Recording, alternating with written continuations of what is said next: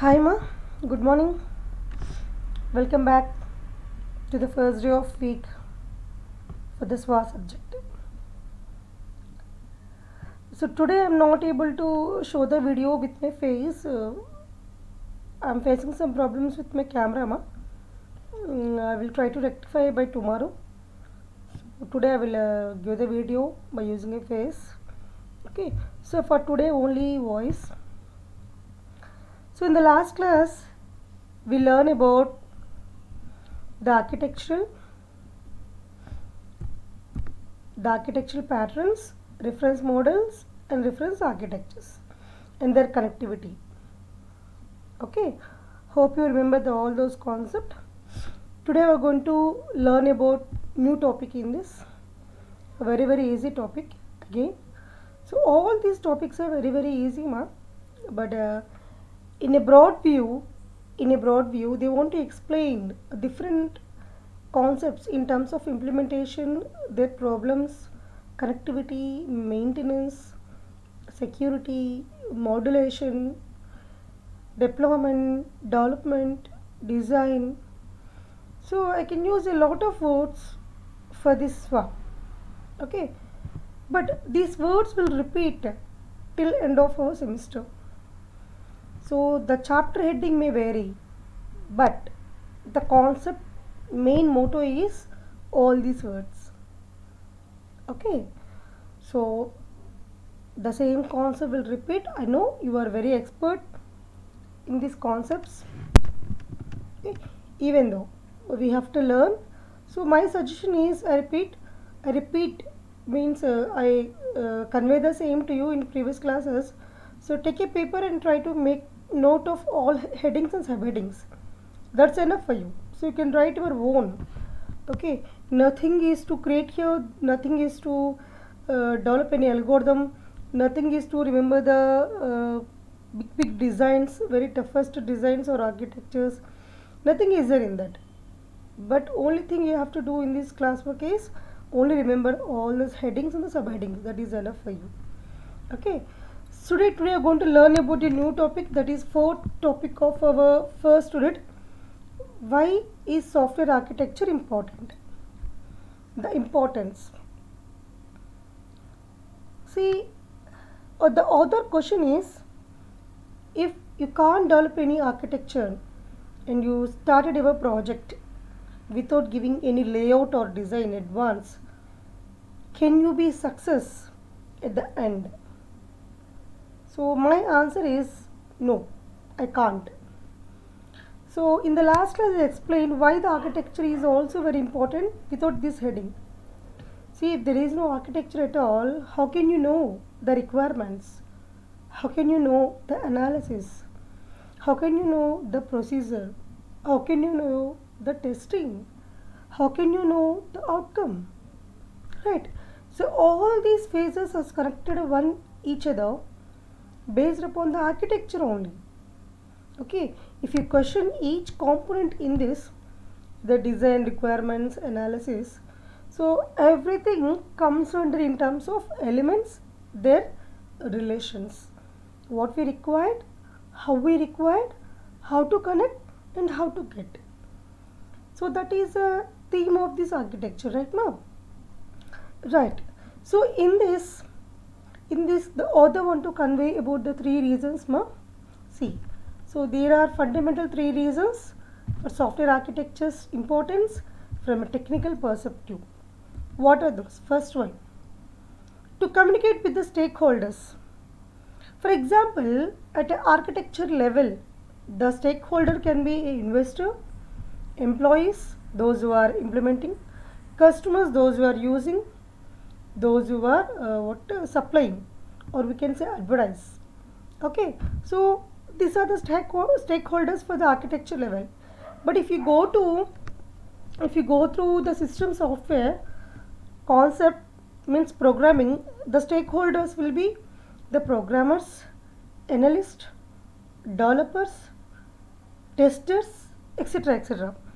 Okay, so the stakeholders are the persons involved in the concept based upon the present scenario we are going to learn. Okay, so without the architecture, how are you going to communicate with the stakeholders? How you can project or present your project? What you want to do? What is the layout? What is the design? How you going to perform? So all the will questions will come among all these people. So for their communication, for their knowledge to share, for grasping the total concept, you need your architecture. That is the first need for what it is, communication. Next, early design decisions. See, if you not able to develop any architecture for your project, how can you justify whether you are doing correct or not? For example, I want to build a cinema theater. Okay, for example, it may cost around 70 to 85 lakhs, my estimation. But how can I say it may cost 70 to 85 lakhs for the screen, for the seats, for the infrastructure, for the AC, for the what is parking area, for the distribution, okay, for any advertisements, for any buying. So all this comes under the cinema theater buying or theater buying. Okay, so if you don't know, if you can't do the architecture in advance, all the decisions for your investment may not conclude as a fruitful result. That is a second important aspect for your software architecture to verify in advance. Next, finally, transferable abstraction of a system. See, the work may not run parallelly. For example, requirement analysis, design, testing, implementation may not work parallelly. Okay, maybe dependence on another. One output will give as input to the another in one perspective. Okay, some systems may run parallelly, right? We can't say. So whenever there is a transferable concept from one form to another, automatically we have to guess what is the component is giving and which component is receiving and what they are getting and receiving. With that, what is the advantage and the disadvantage, what is the pros and what is the cons, right? So in order to do this, we have to architect the architecture in advance, right ma? No, we will explain this concept, we will learn this concept one by one in clear in depth. For today I will explain first two concepts because it will lengthy with a lot of headings. For the next class I will start one point, that is a third concept, communication among stakeholders, which I explained just now. What you want to communicate, the main concepts of the project. If you want to communicate that, we have to technically explain the components, that is nothing but the elements, the relations, how they are going to interface each other. That will come. Okay, the software architecture represents a common abstraction of a system. Oh, for all these persons it is a common abstraction. Okay, so with this communication, what they want to do, they can understand the concept, they can perform the actions, they can agreement with any other concept, or they want to communicate to share their knowledge or to grab their knowledge, right ma? So that is the first concept, very easy one. Next, early design decisions. See, taking a decision is not a simple thing in even in a small thing in our lives. Just take a time for 2 to 3 minutes, depends upon the seriousness of your decision. If it's a big issue, take 2 to 3 days. Okay, don't be hurry because one decision may give a lot of consequence. You have to face a lot of consequence, maybe in a positive side or negative side. Okay, so early design decisions have to give solution for lot of things. We will discuss one by one. See, software architecture manifests clears the earliest design decisions about a system. So which is said previously about the theater, if you remember. Some 70 to 85 lakhs investment is not easy. If you are able to invest that, but are you getting a result with that? We have to judge that aspect also, right? So with these early design issues in a high level, The development, deployment and maintenance we will come into the scene for us. Okay, how much cost we need for maintenance, how we can develop the procedure to deploy to the customer or companies in a profitable way. Okay, so with these early design issues, or if you started your project without any early design issues or analysis, and with thinking that yeah, we will take decision depends upon the present scenario or depends upon the demanding situation, no, it will not working out. Okay, at least 95% or 90% of your outcome should be guessed by you in advance. That is based upon your decision for your project or product.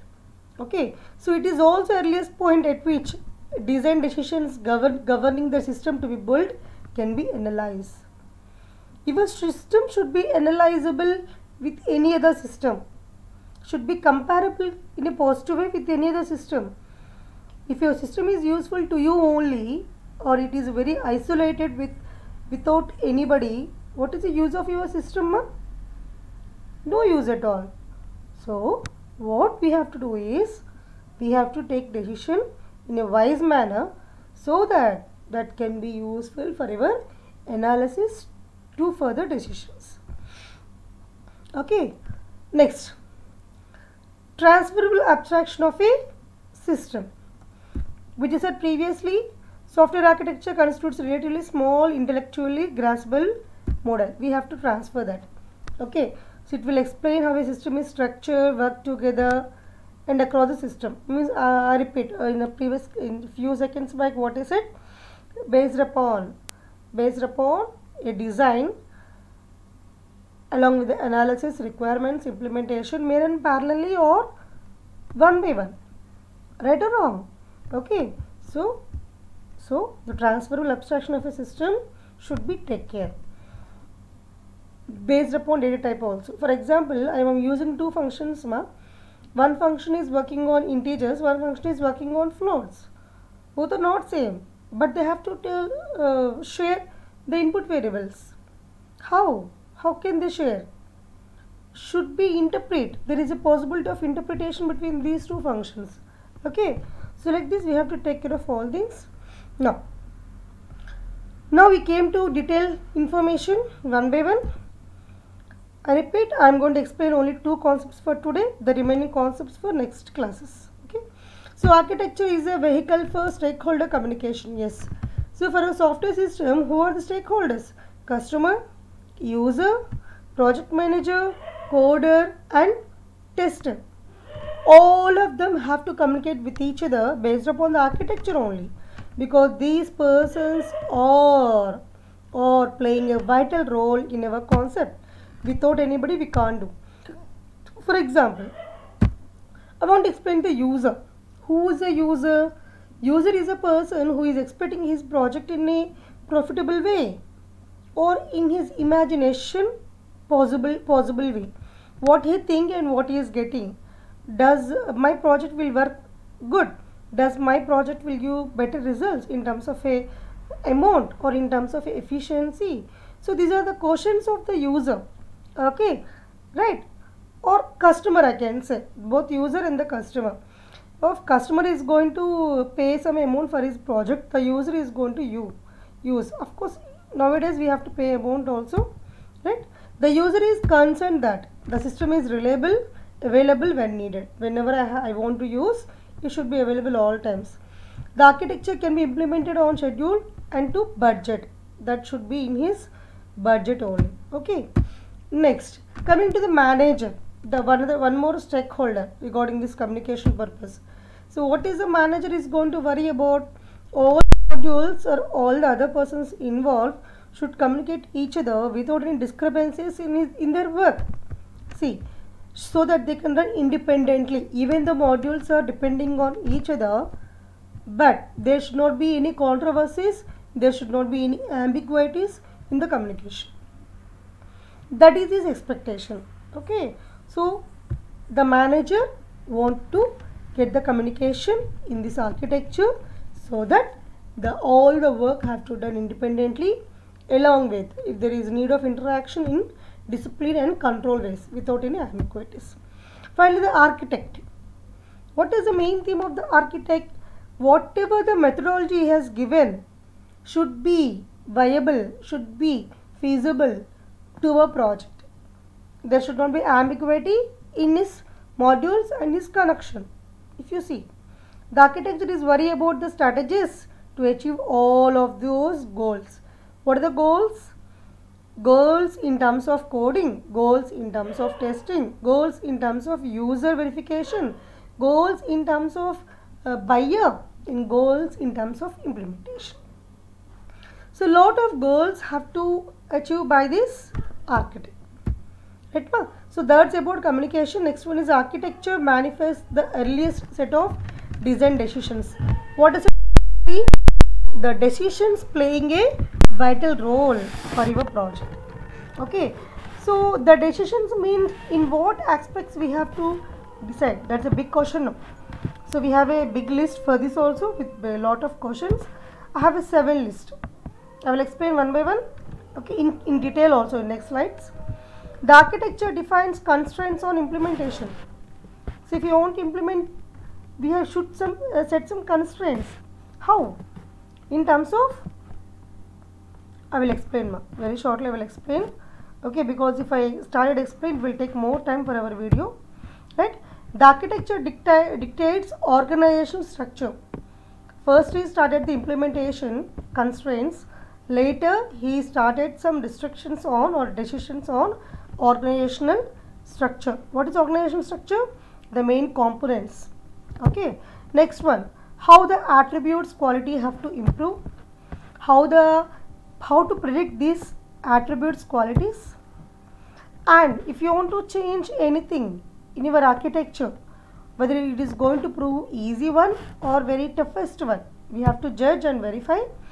Next, if all these are good, how to get my prototype method or prototype model or architecture, so that I can guess what is going to good, what is going to bad in advance, so that the total final deployment should happen in a happiest way. Finally, the architect enables more accurate cost and schedule estimate, so that maintenance, so that cost is going to reduce and maintenance is going to improve better. Right, ma? So these are the architecture manifest the earliest set of design decisions. On what? The constraints on implementations, how to the structure of organizations, quality of attributes, predicting these qualities, if there is any change verification, how to get the prototype in early way, and how to schedule estimates and perfect cost. Now you will see one by one. The architecture defines constraints on implementation. See, that is a constraints symbol. A lot of constraints you have to verify before moving your concept. Okay. See, the implementation constraints on what? Where you can put the constraints, the elements, the modules you want to implement, their properties, their responsibilities, their interaction and their allocation. So because these are the basic steps for your architecture, right or wrong? Without any elements, there is no modules, there is no architecture. The elements are set at how one element is going to communicate. What is the major role of the element? Okay, where this element can be useful. So all these parameters is going to discuss in this concept. Right, ma? Next. Note. So what I want to say is, if you start implementation with some concepts like this 4, automatically we should be careful. We should be careful in the responsibilities of elements, because one responsibility will not disturb others. So that is a main note here. Element builders must be fluent in the specification of their individual elements, but not the architectural trade-off. They should not get any trade-off. Okay. So architect need not be experts in all aspects of algorithm or design.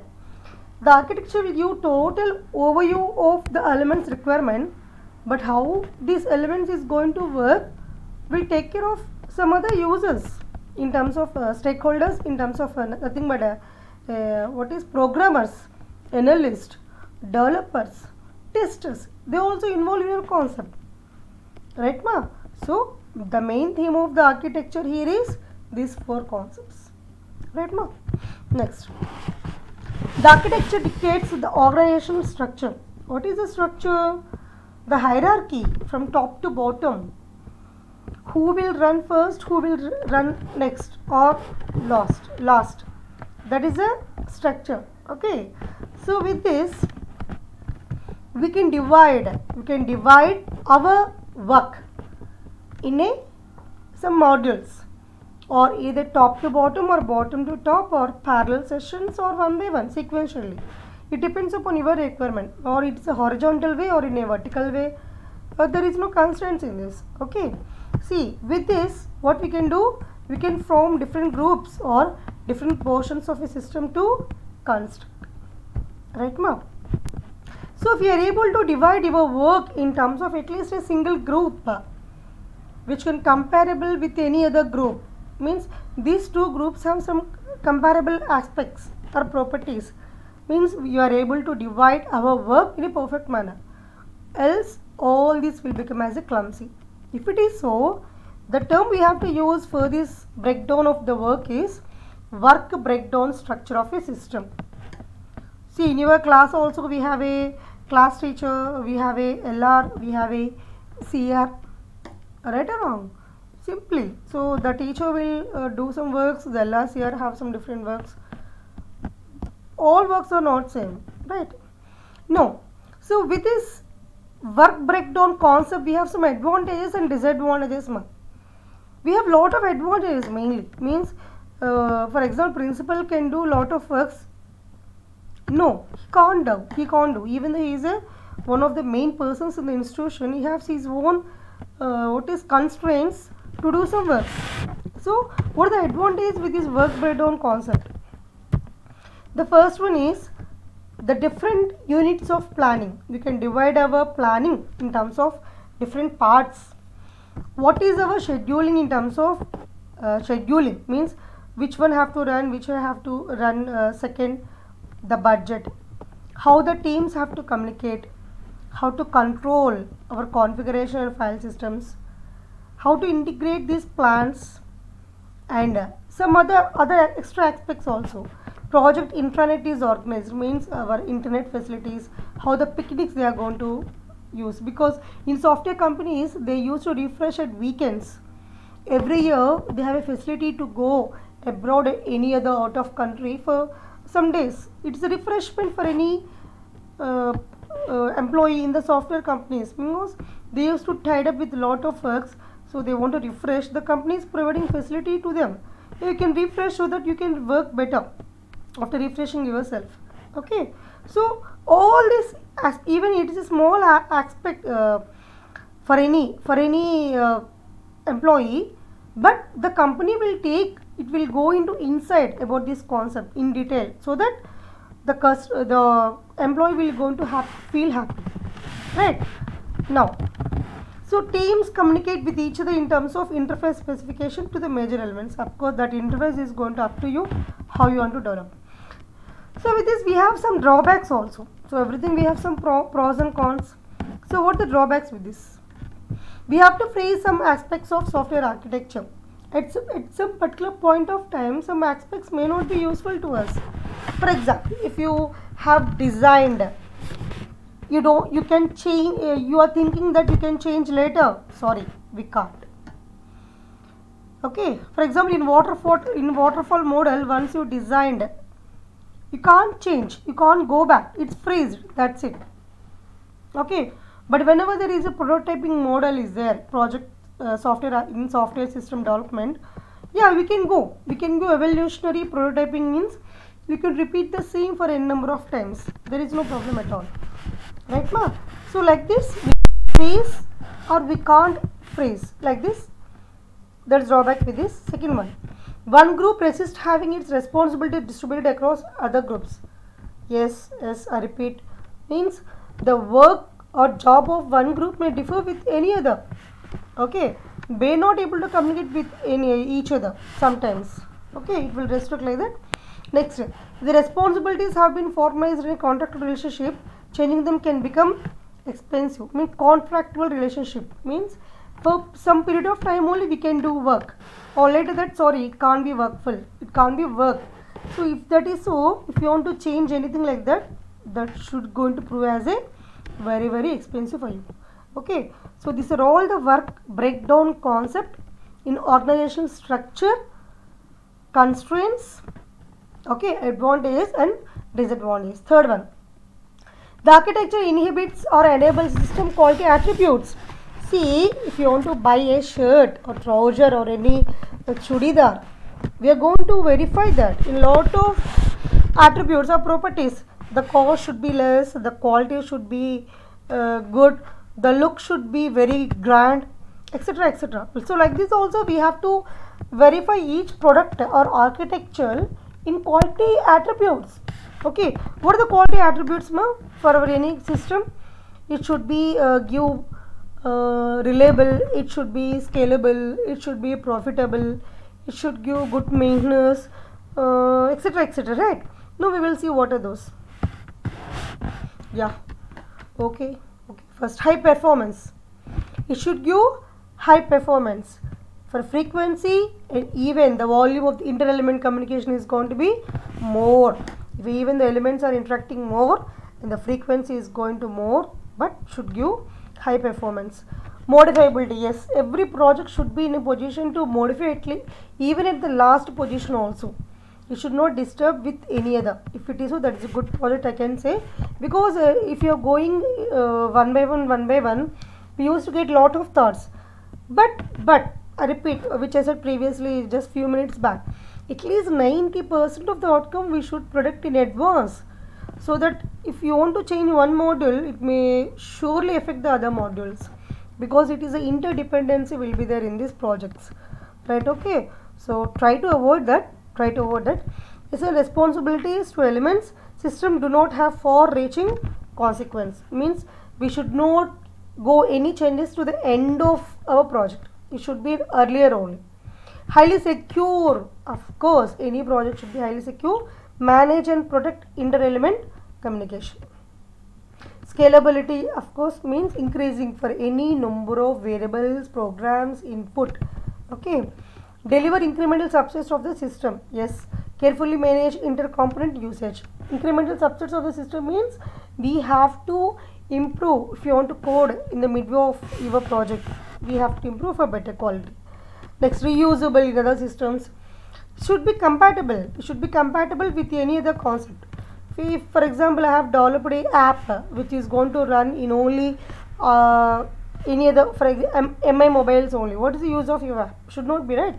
It should be compatible with any other software in terms of OS, in terms of hardware requirements, right? So reusable in other systems also. So restrict inter-element coupling. What is if it is going tight coupling means those elements have to require at one place in one system. You should not do that. If different elements are going to less coupling means any element can work with any other element. Okay. Fourth one, predicting system qualities by studying architecture. Yes, we learn about the different quality attributes, but how to predict that quality is going to good or not for your project, that's very important. So for that, random selection will not give any good solution for your problem. What the author want to convey is, choosing an architecture would be a hopeless task. Random selection would perform as well as any other method. He is saying that in one aspect, but in another aspect he is saying that I didn't wrote about that here.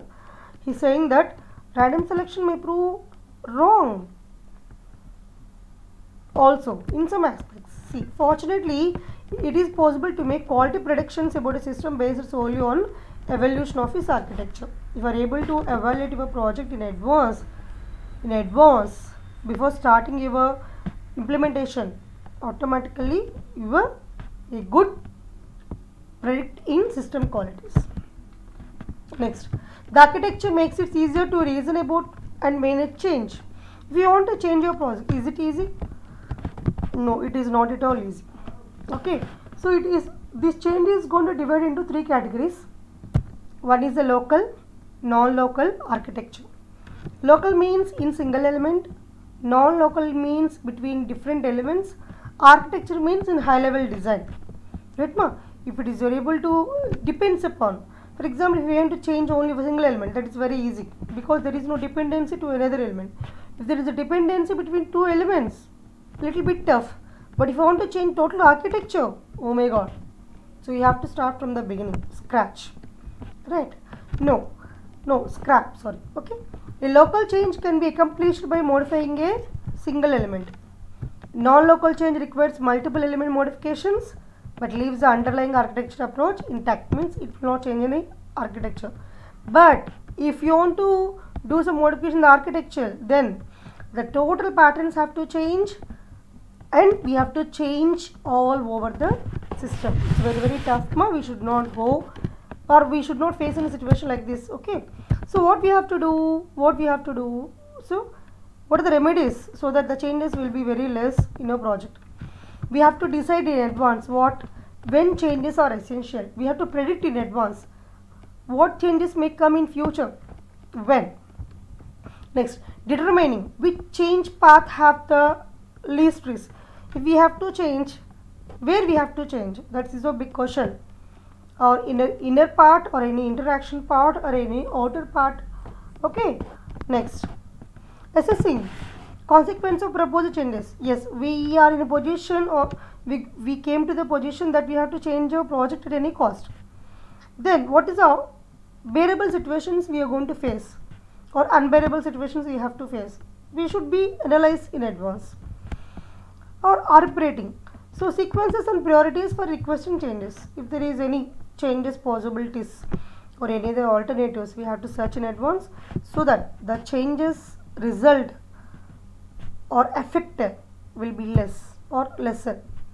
So all required broad insight into, if you want to decide, determine, assess or arbitrating, we have to get thorough knowledge on the relationships, the performance and behaviors of the elements.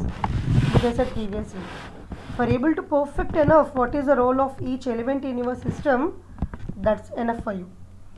We perfectly say that is my, for example, what is the role of the CR? The best communicator to the total class, okay, who can communicate easily to his friends. If it is so, he is good. So automatically his relationships with any other would be good. His performance will be outstanding because he is very responsive. He used to maintain good relationship with all the other students and the faculty. Automatically he is going to behave perfect manner. Depends upon demanding of the situation. Okay, so if you are able to design your elements in a perfect manner in advance, all the changes may not affect your system. Maybe sometime there is no need to change also, right? Next one. So is there any advantage with the evolutionary prototyping? Just before getting the design totally, you want to test whether my design is good or not before deploying. Yeah, it's a good. We will see. Once an architecture has been defined, it can be analyzed and prototyped as a skeletal system. Skeletal means we can use for time being, but not just for analysis concept. We can guess some of the drawbacks with this. So this aids the development process in two ways. One is executable early. Little bit we have to execute in advance. We have to get the output and test it, so that whether it is reliable to our concept or not. Next one, performance. If there is any performance problems in our system, we have to guess that also. If there is no performance problems, automatically your cycle is going to be good. Means whatever steps you have taken from first to last are perfect. And finally, last one, the architecture enables more accurate cost and schedule estimate. Yes. The cost and schedule estimates are very important, ma. If you want to become a film director, then you face these problems. Means the director have to face a lot of consequence. The first one is a budget. The total production should be in his budget only. The producer may not give more amount for the director. So the director have to decide from first day to last day of your shooting where to go, what is the cost of their expenses, okay, what is the remuneration to the hero, heroine, or any other artist, how they have to plan any other concept songs, etc., etc., right ma. So this is a perfect example for this. Cost and schedule estimates. If the schedule is perfect, cost is going to be in your budget. To enable the manager to acquire the necessary resources and to understand whether the project is in trouble or not. So further, at the architecture itself only, as we are able to verify the responsibility of a element. So after guessing the element type, we can judge that yes, this element will can perform with this budget, with this cost, or with this requirement. If it is so, the plan is perfect. Okay, see, you should have more knowledge about the scope of a system, what the system will give for you. You should get more more command on this, right ma. So these are the main constraints, aspectives for our architecture, where we are at present, why the architecture is very important. We discussed in terms of three aspects. One is the communication, one is the next one is the constraints, next one is the transferable systems. Communication, we learn about what is importance of the user, manager, and along with the architecture. Constraints, we learn about the 7 concepts, okay, this one. So in the I will wind up for today. In the next class we will learn about the transferable issues, okay, so that this 4th topic will finish, right ma. So till then, bye bye, have a nice